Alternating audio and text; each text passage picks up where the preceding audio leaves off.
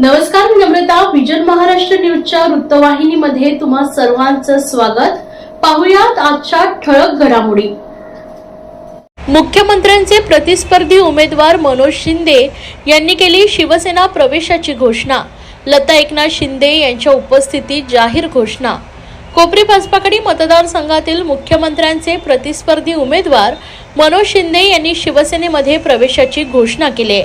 मुख्यमंत्र्यांची पत्नी लता एकनाथ शिंदे यांच्या उपस्थितीत मनोज शिंदे यांनी घोषणा केल्याने सर्वांच्याच भुवया उंचावल्या. मनोज शिंदे हे काँग्रेसमधून बंडखोरी करीत कोपरी पाचपाकडी मतदारसंघातून निवडणूक लढवल्यानं त्यांची काँग्रेसमधून हकालपट्टी करण्यात आली होती. विधानसभा निवडणुकीचे निकाल लागल्यानंतर महाविकास आघाडीचा चांगला सुपडा साफ झाला. मुख्यमंत्री एकनाथ शिंदे यांच्या कोपरी पाचपाकडी मतदारसंघाकडे सर्वांचं लक्ष लागलं होतं. मात्र उभाटा पक्षाकडून उमेदवारी जाहीर होताच एकतर्फी निवडणूक होणार अशी चर्चा झाली. तर काँग्रेसमधून बंडखोरी करीत मनोज शिंदे यांनी देखील या निवडणुकीत अपक्ष उमेदवारी अर्ज भरला होता. उभाटा पक्षाचे उमेदवार असताना काँग्रेसच्या मनोज शिंदे यांनी निवडणुकीत उडी मारल्यानं शिंदे यांची हकालपट्टी करण्यात आली होती. दरम्यान निवडणुकीचा निकाल लागताच मनोज शिंदे यांनी एकनाथ शिंदे यांच्या शिवसेनेत प्रवेशाची घोषणा केली. लवकरच महायुतीचा शपथविधी सोहळा पार पडल्यानंतर एकनाथ शिंदे यांच्या हस्ते शिवसेनेत प्रवेश करणार असल्याचं मनोज शिंदे यांनी सांगितलंय.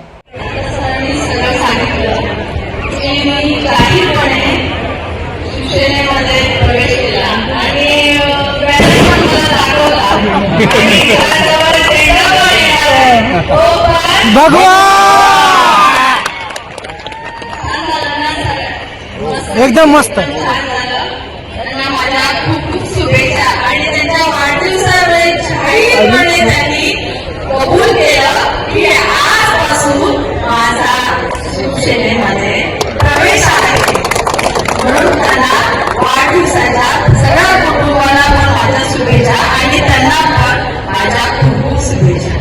आपण बघतात की लोकसभेपासून नव्हे तर त्याच्या आधीपासून म्हणजे असं नाही की सत्ता ज्यावेळेला आमची होती, मी आता सन्माननीय मुख्यमंत्र्यांची नावं घेत नाही, पण ज्यावेळेला सत्ता होती त्यावेळेला देखील माझ्या कार्यकर्त्याला, माझ्या पक्षाच्या पदाधिकाऱ्याला साधा एसीओ देखील मिळाला आहे.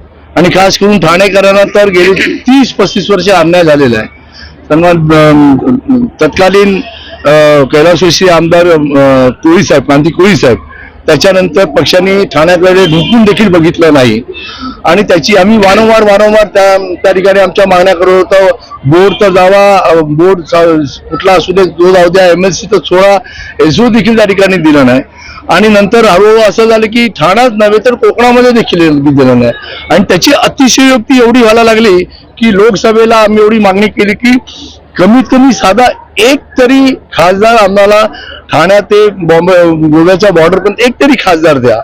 तोही दिला गेला नाही. त्याच्यानंतर देखील आम्ही बैठक मागवली. सन्माननीय कोकणाचे प्रभारी मुझफ्फर हुसेन, मीरा भाईंदरला त्या ठिकाणी सभा झाली. त्या ठिकाणी आमचे सेंट्रलचे मिनिस्टर रमेश चिन्नित आले, नाना पाटोळे सर्व आले होते. आणि ते आल्यानंतर त्यांनी मंजूर केलं की हा खऱ्या अर्थाने ठाण्यावर आणि कोकणावर अन्याय झालेला आहे. आणि ज्या ठिकाणी लोकसभेला एखादी तिकीट द्यायची होती तर ती न दिली गेली नाही. परंतु हा अन्याय विधानसभेला होणार नाही. आम्हाला थोडंसं बरं वाटलं की त्याला विधानसभेला आम्हाला न्याय मिळेल. आणि विधानसभेला न्याय मिळेल असं वाटल्यानंतर विधानसभेला देखील जवळजवळ 92 सीटा आहेत इथून गोव्यापर्यंत. फक्त 4 सीटा या ठिकाणी दिल्या. त्या 4 सीटा हरणारा आम्हाला दिला नव्हे तर त्या 4 सीटाने आमच्या घटक पक्षाने त्या ठिकाणी बंडखोर उभे केले आणि त्यांना पाडले. आज घटक पक्षातले, मग पवार गट असू दे किंवा त्या ठिकाणी उद्धव ठाकरे गट असू दे, हा आमच्या पक्षाला दबाव तंत्र वापरून पोखरत आहे. आणि हे पोखरत असताना आमच्या काँग्रेस पक्षाचं चिन्ह आणि झेंडा कोकणात नष्ट होतोय. बाकी सर्व नेते आता पाकीट बहादूर नेते झाले असे म्हणावं लागेल. कालपर्यंत कार्यकर्त्यांवर आरोप करत होता, पण मी तर म्हणेन की सत्ताधाऱ्यांकडून पाकिट घेऊन ठाण्या विकण्याचं काम स्वर्गीय बाळकृष्ण पुणेकरांपासून चालू आहे. त्याच्यामुळे मला कुठेही माझ्या पदाधिकाऱ्यांना कुठलंही भविष्य या ठिकाणी दिसत नाहीये. आम्हाला पक्षाच्या माध्यमातून लोकसेवा करण्याची संधी देखील मिळत नाहीये. सत्ता आल्यानंतर माज येतो आणि त्याच्यामुळे आजचा हा निर्णय जो आहे, मी माझ्याबरोबर सर्व पदाधिकारी आपल्याला दिसतात आहेत, बाबा शिंदे, गुलाब साहेब, संदीप, सर्व प्रदेश पदाधिकारी आहेत, जोशी आहेत, शैलेश आहेत, आमचा कांबळे आहे, श्रीकांत कांबळे आहे, बरेच येतात. त्यांची नावं काय घेऊ, संपूर्ण काँग्रेसचे पदाधिकारी जवळजवळ हे माझ्या उपस्थितीमध्ये, त्यांनी आज लताताईंच्या उपस्थितीमध्ये आम्ही प्रवेश केला. त्याला कारण आहे, मला त्यांची अतिशय प्रयत्न होता येण्याचा, पण उद्या शपथविधी आहे. मुख्यमंत्र्यांनी मला व्यक्तिशः फोन केला, मी शेवटच्या पर्यंत प्रयत्न करतो येण्याचा, पण नाही आलो तर शेवटी मी आणि डॉक्टर या ठिकाणी आणि आमचे नरेश मस्के या आम्ही तिघेही या सर्व गडबडीमध्ये आहोत. पण मी लताताईंना पाठवतो तुमच्याकडे. म्हटलं कुठल्याही परिस्थिती आजच्या शुभमुहूर्तावर 24 नोव्हेंबर वर्षानुवर्ष आपण बघता, इथे मोठ्या संख्येने लोक या ठिकाणी येतात आहेत. मला जे काय करायचं होतं ते माझ्यावर प्रेम करणाऱ्या या माझ्या परिवाराच्या समोरच करायचं होतं, त्यांना विश्वासात घेऊन करायचं होतं आणि ते मी त्यांना विश्वासात घेऊन केलं. त्यांनी ते सर्वांनी मान्य केलं. आजपासून माझा काँग्रेसला राम राम आणि मी जय महाराष्ट्र बोलायला तयार झालो.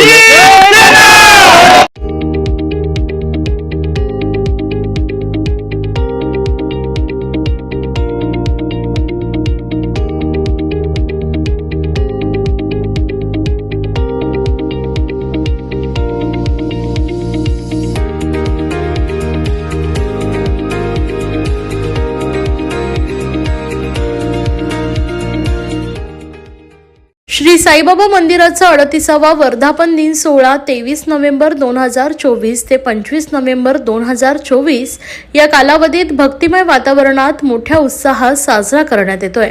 या 3 दिवसांच्या कार्यक्रमांमध्ये ठाण्यासह आसपासच्या भागातील शेकडो भक्तांनी सहभाग नोंदवून श्रद्धा आणि भक्तीचं दर्शन घडवलंय.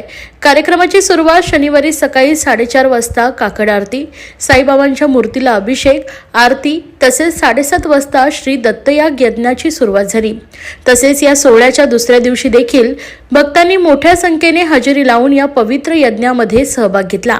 यानंतर लाडू प्रसाद वाटप करण्यात आलाय, ज्यामध्ये भक्तांनी आनंदानं भाग घेतलाय. सकाळपासूनच सुरू झालेल्या गायन, भजन आणि कीर्तन कार्यक्रमांनी वातावरण भक्तिरसात न्हाऊन निघालंय. या उत्सवाचं आयोजन श्री साईनाथ सेवा समितीच्या सक्रिय सहभागाने आणि प्रमुख सल्लागार आमदार संजय केळकर, अध्यक्ष मंगेश बळीराम नैबागकर आणि इतर सदस्यांच्या उपस्थितीत व मार्गदर्शनाखाली करण्यात आलाय. या सदर उत्सवाला साई भक्तांनी जास्तीत जास्त मोठ्या संख्येने दर्शन व लाडू प्रसादाचा लाभ घ्यावा, असं श्री साईनाथ सेवा समितीचे अध्यक्ष मंगेश बळीराम नैबागकर यांनी आवाहन केलंय. वर्तकनगर श्री साईनाथ सेवा समितीच्या आज 38व्या वर्धापनाचा दुसरा दिवस असून आज पहाटे मंदिर 5 वाजता उघडण्यात आले. त्यानंतर 5:15 वाजता बाबांची काकड आरती करण्यात आली. 6:30च्या सुमारास बाबांना मंगल स्नान घालण्यात आले. तसेच मंदिराचे प्रमुख सल्लागार माननीय आमदार श्री संजयजी केळकर साहेब यांच्या हस्ते सपत्नी पूजा करण्यात आलेली असून त्यांना मंदिराच्या मार्फत त्यांचा सत्कार करण्यात आला, त्यांना शुभेच्छा देण्यात आली. तसेच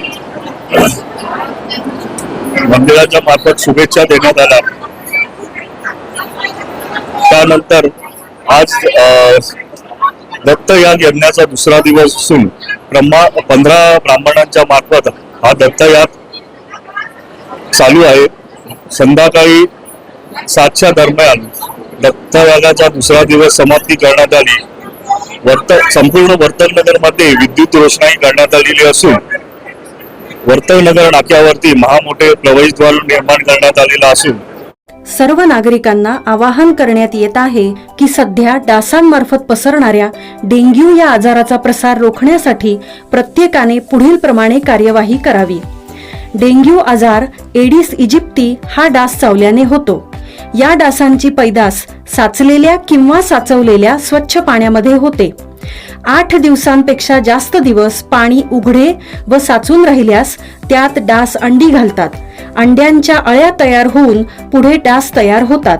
यासाठी आपल्या घरातील पाणी साठे उदाहरणार्थ बॅरल्स, पिंपे, टाक्या, हौद, रांजणे इत्यादी दर आठवड्याला रिकामे करून घासून पुसून कोरडे करून पुन्हा भरावे.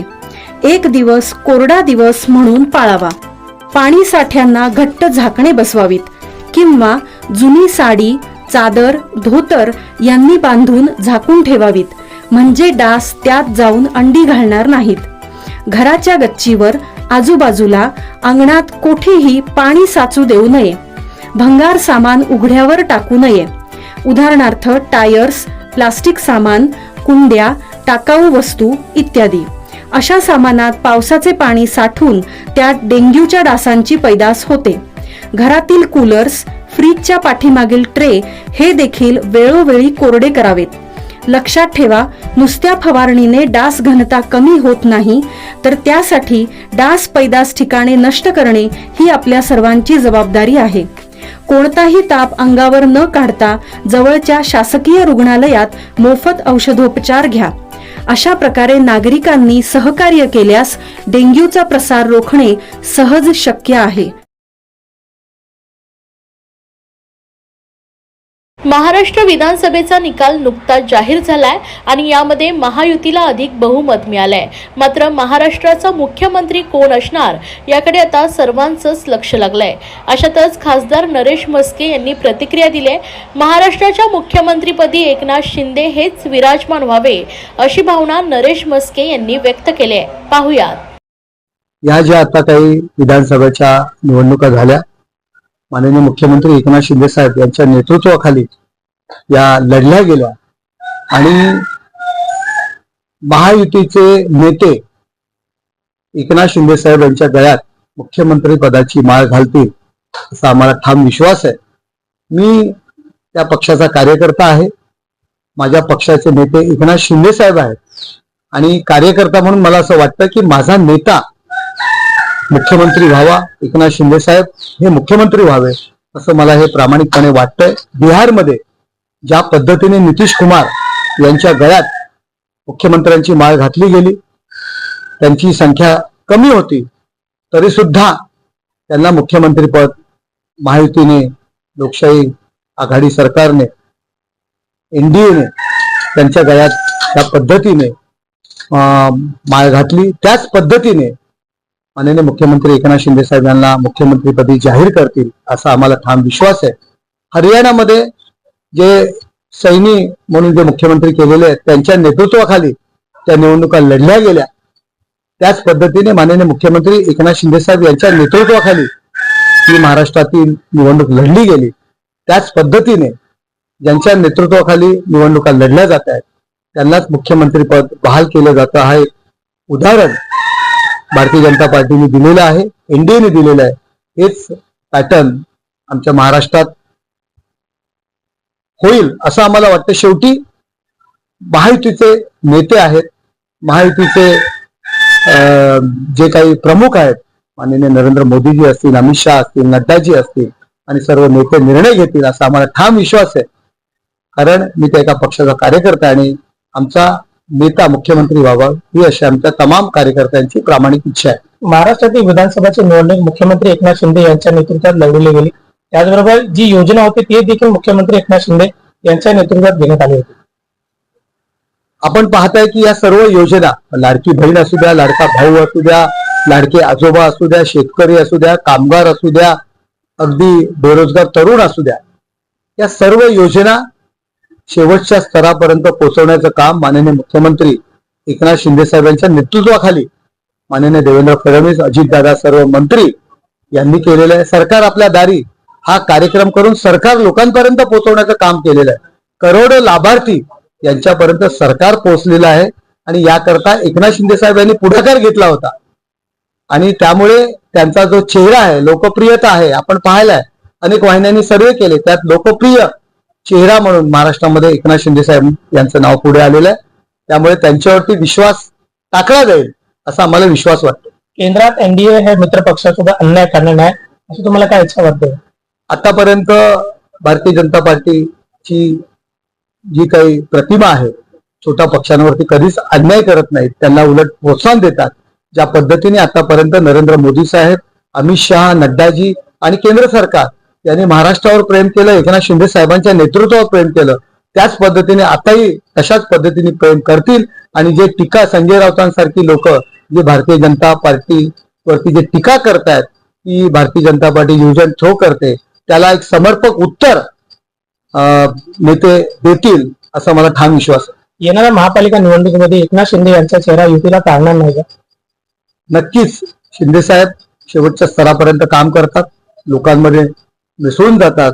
एक चीफ मिनिस्टर नव्हे तर कॉमन मॅन, सीएमचा अर्थ कॉमन मॅन म्हणून त्यांनी महाराष्ट्रामध्ये प्रस्थापित केलेला आहे. त्यामुळे येणाऱ्या महानगरपालिका असतील, नगरपालिका असतील, जिल्हा परिषद निवडणुकामध्ये एकनाथ शिंदे साहेबांचा चेहरा त्या युतीला पोषक असेल. युतीच्या विजयाकरता, शिक्कामोर्तब करण्याकरता नक्कीच तो चेहरा आवश्यक आहे. या होत्या आजच्या ठळक घडामोडी. अशाच राजकीय, सांस्कृतिक, क्रीडा क्षेत्रातील बातम्या पाहण्यासाठी पाहत रहा विजन महाराष्ट्र न्यूज ही वृत्तवाहिनी. विजन महाराष्ट्र न्यूजच्या फेसबुक चॅनलला व युट्यूब चॅनलला फॉलो आणि सबस्क्राईब करा. धन्यवाद.